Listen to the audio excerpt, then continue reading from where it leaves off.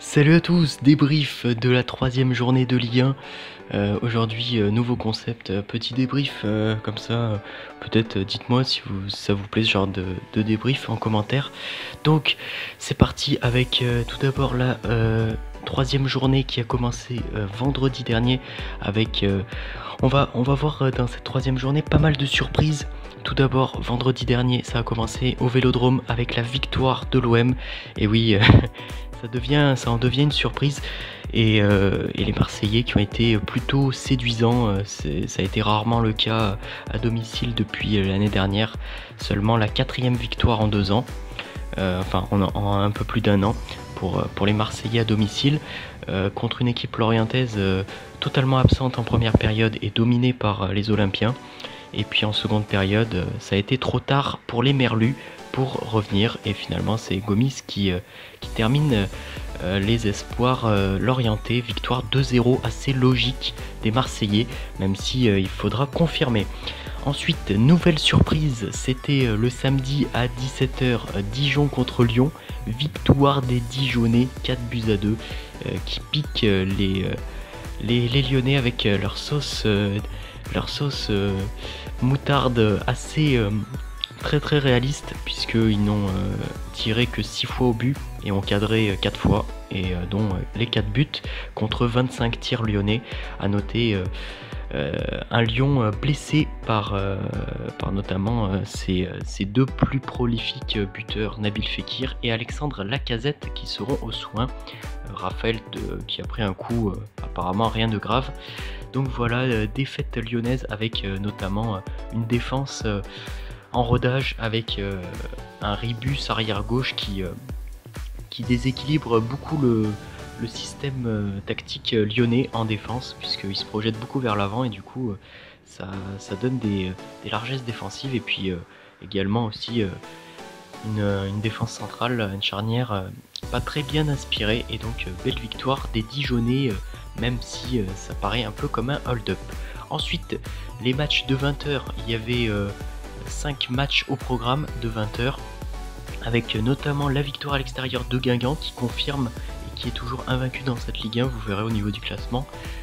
Guingamp qui fait la bonne opération du côté de Nancy. Nancy qui n'aura pas démérité pour autant, puisqu'ils ont frappé 3 fois l'équerre de début. Mais cette équipe promue qui pour l'instant a du mal à être efficace et qui devrait s'inspirer sur son voisin dijonnais promu également, qui l'a été, même si Dijon, c'est vrai, n'a pas été réaliste contre Lille et s'est fait punir. Donc voilà, chacun son tour, et donc victoire logique tout de même côté Guingampais, qui n'ont pas volé leur victoire non plus, mais qui quand même prennent 3 points très précieux, puisque en jouant quand même Monaco et Marseille, Guingamp arrive en tête de la Ligue 1 avec 7 points quand même. Donc c'est assez surprenant, même si bon, vous verrez tous les incidences au classement. Ensuite, un match nul entre Montpellier et Rennes, un partout, avec des Montpelliérains bien inspirés qui ont globalement maîtrisé le début de match, mais Rennes très poussif, qui a poussé, pardon, et donc qui est revenu et qui du coup avait la fin de match plus à leur avantage.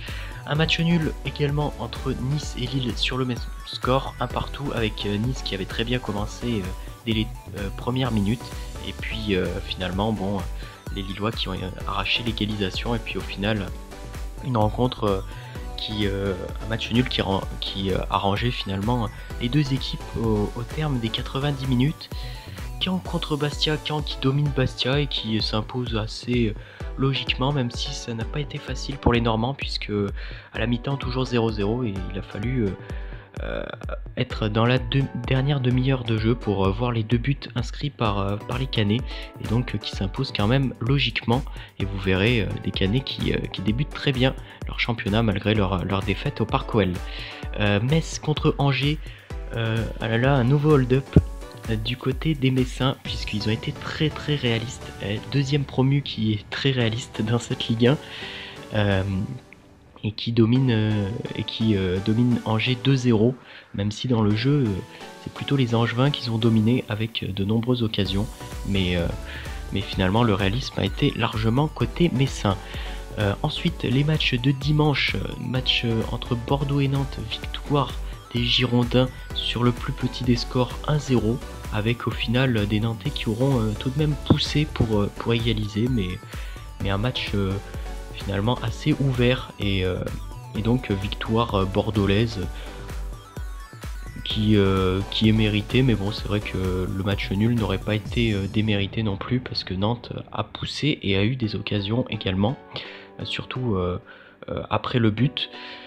Match nul ensuite entre Saint-Étienne et Toulouse, 0-0, triste match avec peu d'occasions, mais bon, c'est vrai que Saint-Étienne qui a été fatigué hein, après 2 jours après son match d'Europa League, et puis Toulouse qui prend finalement un bon point en terre stéphanoise, donc au final un match nul assez logique et puis qui arrange plus ou moins les deux équipes, puisque Toulouse finalement en 3 journées a affronté Saint-Étienne, a affronté Marseille, a affronté Bordeaux, et au final il reste invaincu. Et puis côté stéphanois, ils se sont qualifiés en Europa League et ils ne perdent pas contre les Toulousains, c'était quand même important.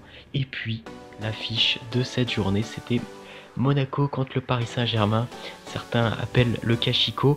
Bref, c'est l'un des grands chocs de la Ligue 1 avec une victoire surprise des Monégasques, 3-1. Match vraiment assez plaisant à voir avec c'est vrai, on a vu un Monaco très séduisant, vraiment un Monaco des grands soirs, parce que c'est rare de voir, enfin du moins on a été parfois habitué de s'ennuyer un petit peu avec Monaco, alors que là pas du tout. Et puis PSG pas très inspiré, même s'ils ont eu quelques occasions, mais c'est vrai que globalement ils ont eu du mal à trouver la maîtrise et à trouver le juste milieu entre la défense et l'attaque, parce que c'est vrai qu'ils étaient après vachement déséquilibrés, avec des contres monégasques bien emmenés. Et puis bon, à noter quand même le premier but d'Edinson Cavani, une surprise également puisque l'Uruguayen était vraiment en très mauvaise forme. Après ça, il revenait de blessure et puis il avait raté de nombreux face-à-face contre Metz, et puis là dans ce match contre Monaco il avait eu 2 occasions où il avait raté, et puis derrière cette tête qui vient tromper Subasic, belle occasion pour Paris et beau but. Et puis également Serge Aurier qui aura marqué contre son camp, à noter. Voilà. Au final, est-ce que le nouvel entraîneur va le traiter de gaze? On ne sait pas. Est-ce qu'il va les prix qu'il croyait prendre? Bref, donc on verra bien tout ça.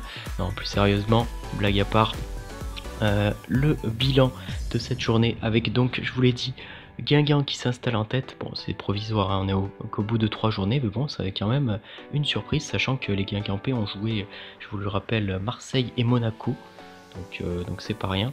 Monaco qui réalise la très belle opération de cette journée.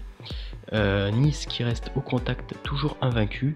Et puis c'est vrai que les deux équipes qui font la pire opération, la mauvaise opération, c'est Lyon et le Paris Saint-Germain, vraiment, qui avaient l'occasion les deux d'être en tête à l'occasion de cette journée, qui restaient invaincus et qui restaient sans prendre de but, et au final ils ont pris respectivement 3 et 4 buts, donc des défaites assez sévères et qui font mal juste avant la trêve.